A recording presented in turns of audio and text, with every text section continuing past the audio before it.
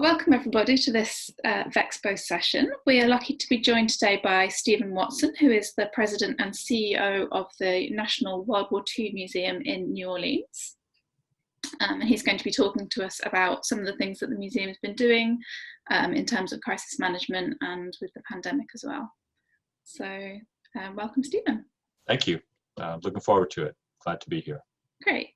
Okay, so if we can start by talking about what attracted you to a career in the museum sector and how you ended up working for the National WWII Museum. So really, I think a couple of things. Growing up, I had a love of history.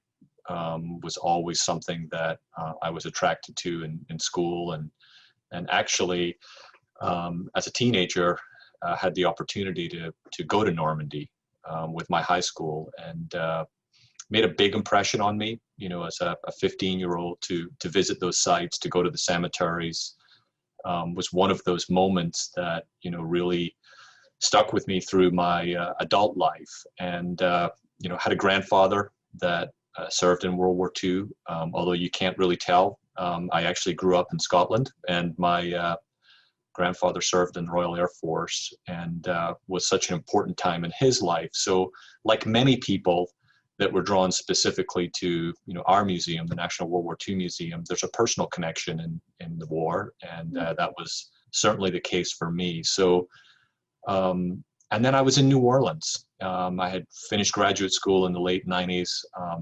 I had always been drawn to nonprofits. I started my career as a fundraiser. I was working for National Public Radio here in New Orleans, and in the late 90s. And at the time, the museum was not open, but it was approaching opening day. And at that time, we were the National D-Day Museum, not the National WWII Museum. And it was just, one of the most exciting and biggest things that had happened in the city in a generation. And I think it was really a combination of my appreciation for history, my work in the nonprofit sector, my love of World War II, and how impacted I had been as a teenager taking that visit. I said, this is a place that I want to go work, and I want to be a part of the mission and a part of the work that they're doing to bring this story to a broader public. So I think all of those things came together, and I was fortunate, actually 18 years ago last week, to start here at the museum. Wow, so you've been there a while then? Yep. Yeah, absolutely. Brilliant. So then what is it that you think makes the National WWII Museum special? I think at the highest level, I think the importance of the mission. Our mission, of course, is to tell the story of World War II through the lens of the American experience. Why did we get into the war in the first place? How did we go about winning it? And, what does that mean to us today in 2020? And, you could make I think a really compelling case that World War II was one of, if not the most important event in human history. Over 65 million people lost their lives, in United States and many other countries, including the UK, all parts of the country were involved on the home front as well as those serving. So it was a transformative time in the world. It was a fight for freedom and democracy, and it's a really big and important story. And I also think a lot of people have a personal connection to it. So I think it starts with the significance of the mission and the stories that we're telling, and I think that specifically what people are drawn to at our museum is how we use personal testimony, how we use oral history to tell the story. We tell it through the lens of, the individuals that were there and fought and their experiences. And of course, we have tanks and airplanes and artifacts and multiple layers of interpretation. But I think, when you come to the museum, you don't only leave with an understanding of the big picture of, what actually happened. I think you leave with a very detailed and I think compelling understanding of the personal experiences. And I think that's something that, our visitor studies have told us year after year is what really impacts people emotionally. So I think that's another element. And then as we have built this museum over the last 20 years, it's kind of a cliche to say it, but we've really tried to build this as a museum that will be here for 1,000 years. And every part of what we have, every decision that we've made, we've tried to really do it to the very best of our ability, whether it's being exhibition design, historians, scholars, media producers, scenic designers, lighting, of course, the architecture of the buildings and the concept for the campus. This is I think an unexpected visit for many people. Our use of immersive environments as you go through the war in Europe, from North Africa to Sicily and Italy and the Battle of the Bulge, we really immerse you in the types of environments that our troops were experiencing. And then I think really, important use of technology to really engage people in a way that I think, again, is disruptive and unexpected. And that's multi-layered. We have theatrical 4D experiences. We use creative use of projection. We have a compelling experience here that when you come to the museum and you purchase a ticket, you are given what we call a dog tag with an RFID chip in it. And you begin your visit to the museum as many of the men and women began their journey to war. You actually get on a train and you are riding through the countryside, and you scan your dog tag and you're introduced to a real person. Then you follow them and their journey through the war as you go through our exhibits. So, I think the mission, the personal stories, and I think using all of the tools that are available to us now in our field to really, I think, engage our visitors in a sort of dramatic and unexpected way. I think all of those things, I think, have contributed to, I think, the success that we've had over the last decade in particular. Okay, fantastic. And the museum itself has, and your team, you've weathered several crises over the past few years. Perhaps most notably was Hurricane Katrina. Do you want to tell us a little bit about what that experience was like? Absolutely, and it's hard to believe. It's we just passed the 15th anniversary of Hurricane Katrina. It was very tough. Devastating for the city of New Orleans and really the region. Significant loss of life, massive property destruction on a scale that is really hard to describe unless you saw it. It was, it was really, beyond, I think, anything that you can really comprehend unless you see it yourself. And really, in many ways, I think was a worst case scenario in terms of a storm and the impact that it had, on the region. And of course, the very difficult part of that was, it impacted our staff, our volunteers, our donors, our stakeholders in ways, dramatically. Majority of us lost our homes. And of course, in the middle of all of this, you have to make the tough decisions and cut back on staff. So I think it was a very tough experience. We were closed for several months. It was 5 years before we got back to our pre-Katrina visitor numbers.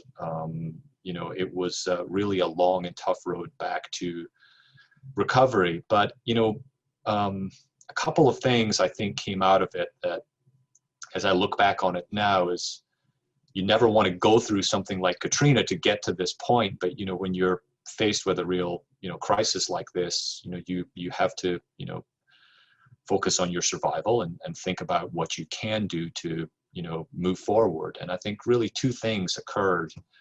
One was we really realized that from an economic perspective, we had to diversify our earned revenue sources, and we could not just be solely dependent on people walking through our doors. We had to think differently about an economic model and financial resilience. So, we really sort of began to think about, what can we do beyond, visitation revenue and retail and food and beverage, and, ramped up our efforts, for example, to build an overseas travel program, which today, we operate, as many as 50 different programs a year overseas.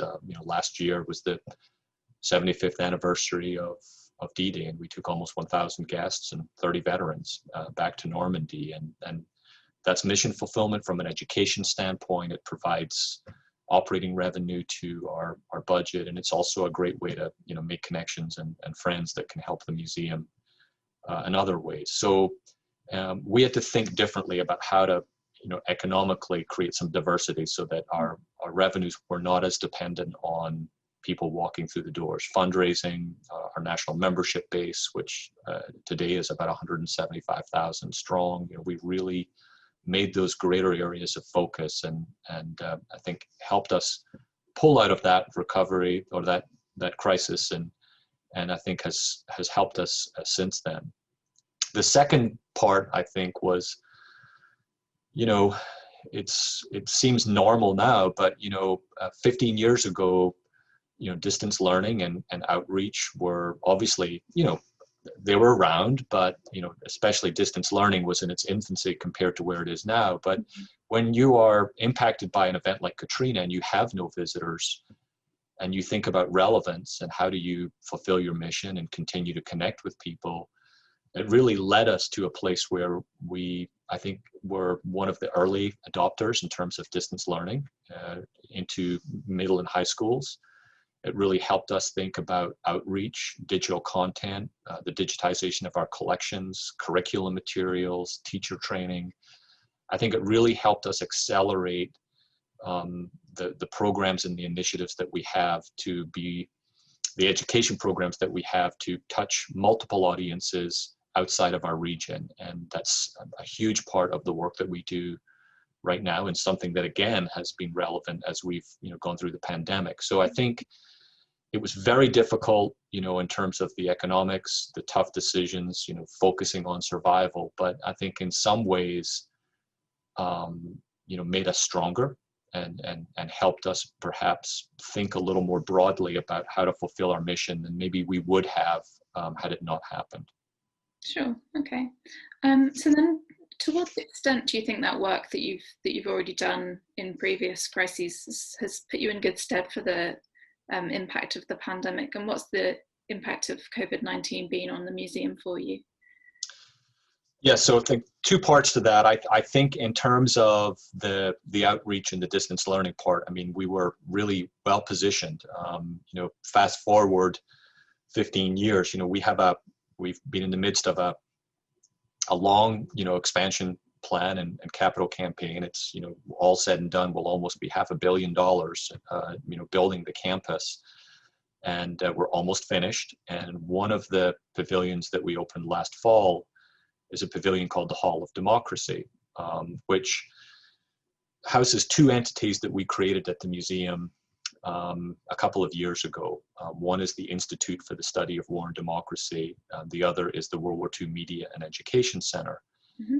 And they really represent two things. One is a commitment to deepening our bench of content expertise. And the other is really doubling down on a lot of the work that we had done with media production, but really deepening our bench of folks that can produce content, instructional designers, distance learning experts, media producers, documentary producers. So we have this beautiful new building, but we, more importantly, have the talent and the expertise to really become a much more significant content producer.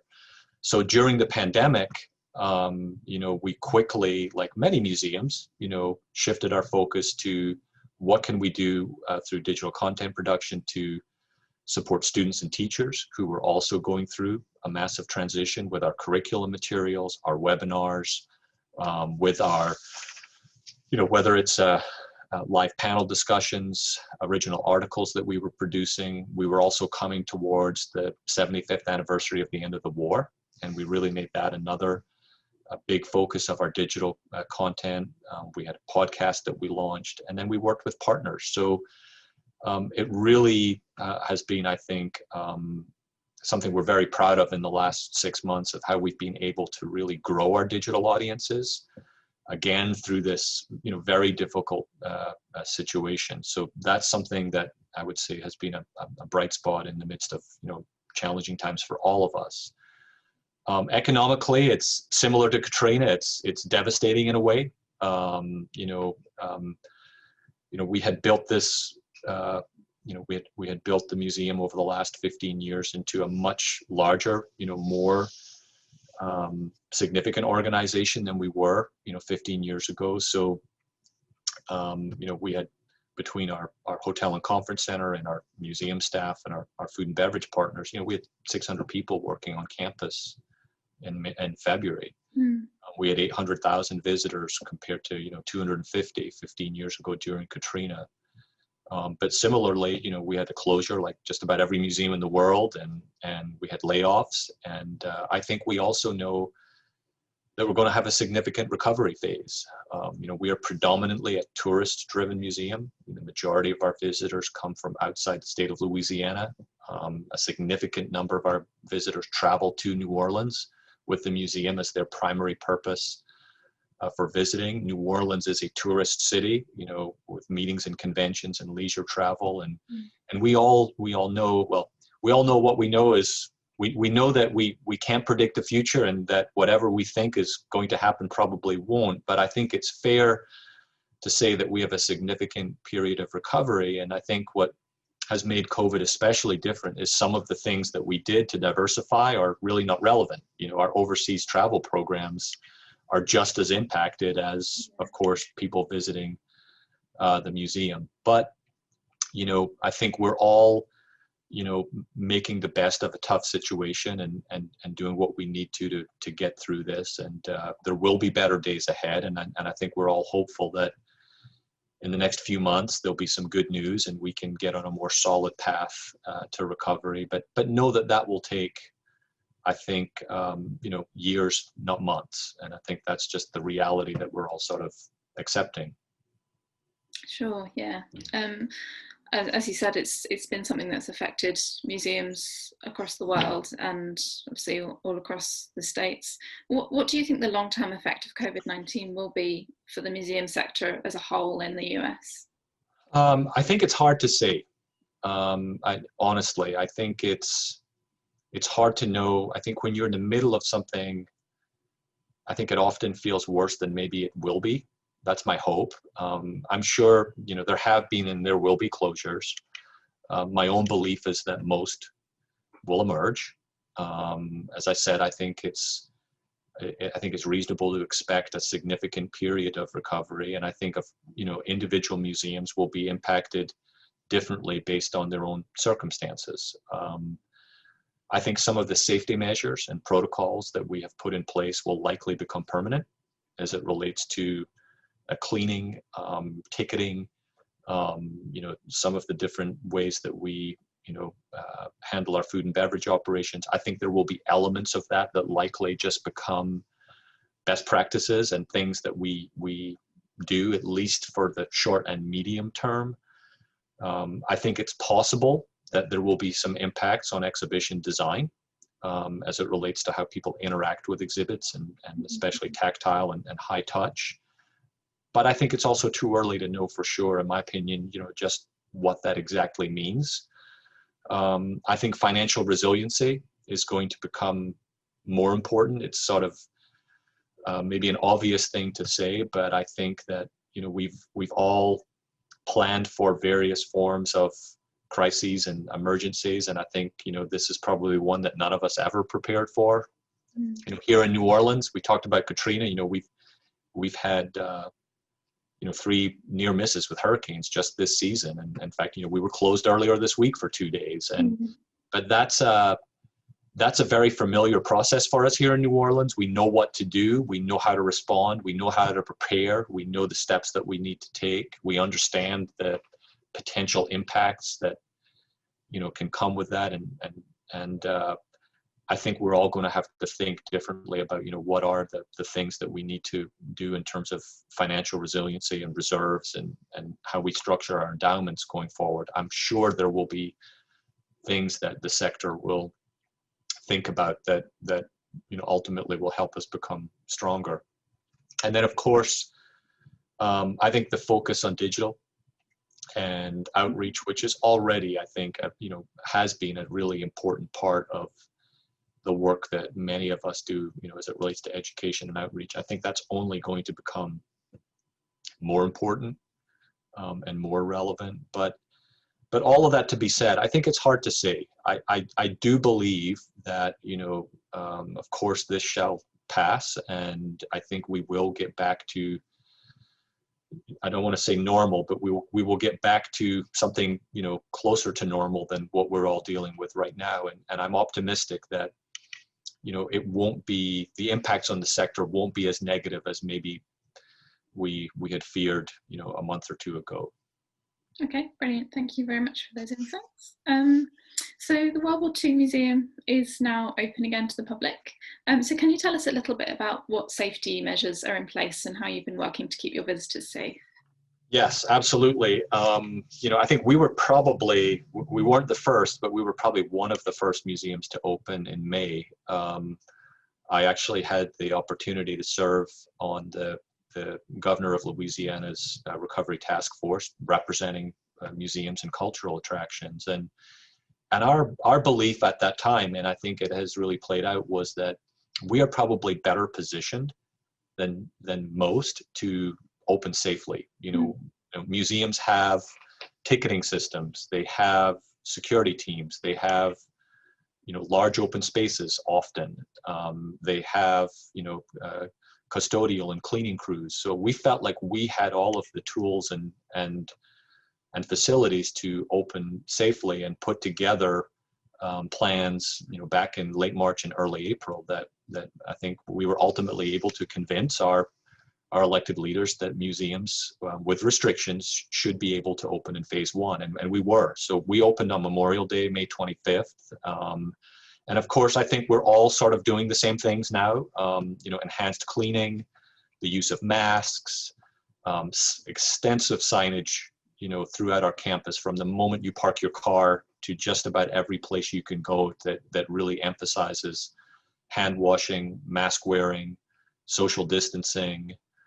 We implemented timed ticketing, which is something that we did not have prior to this, that we worked with our ticketing vendor to pivot, and we're ready on opening day to be able to do time ticketing, which is important for contact tracing. It's also important for capacity management and spreading out visitors. We've modified some of our interactives. So we now give our visitors a little stylus so that they can actually use the interactive without touching it.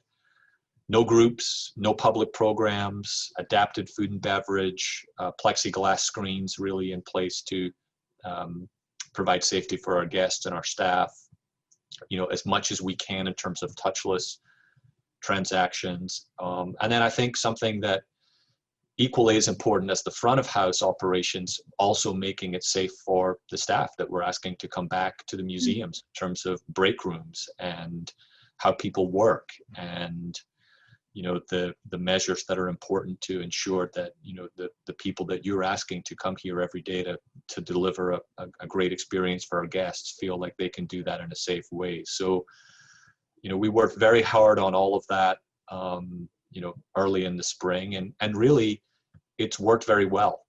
We haven't really had too many issues. There was great anxiety about the resistance of our guests to wear masks, and the tension that might cause. And of course, we've had a few instances here or there, and there are some legitimate medical reasons that people have. But for the most part, I think people understand, that this is just an essential part of life right now.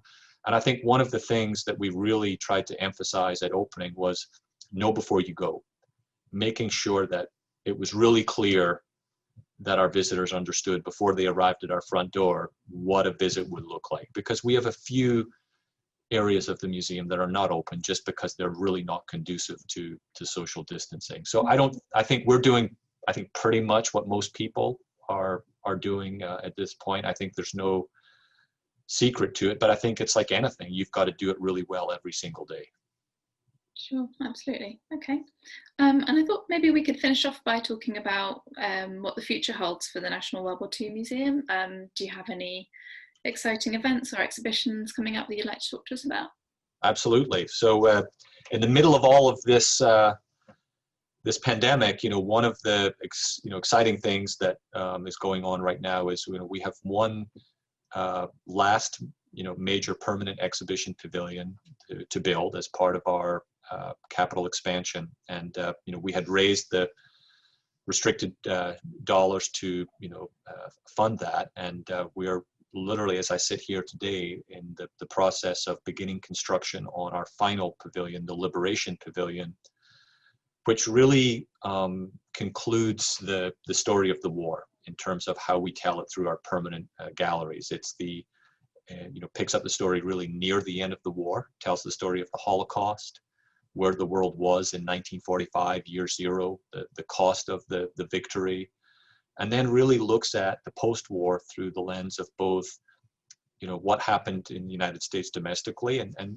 how the world changed. And, that's everything from the war crimes trials, the Marshall Plan and how that was important to, rebuilding our former enemies, the GI Bill and how it really transformed education in the United States, the advances in technology, the International Declaration of Human Rights, the formation of the UN, the social change that took place in the United States, the civil rights movement, the women's rights movement, and how World War II had a direct role in those.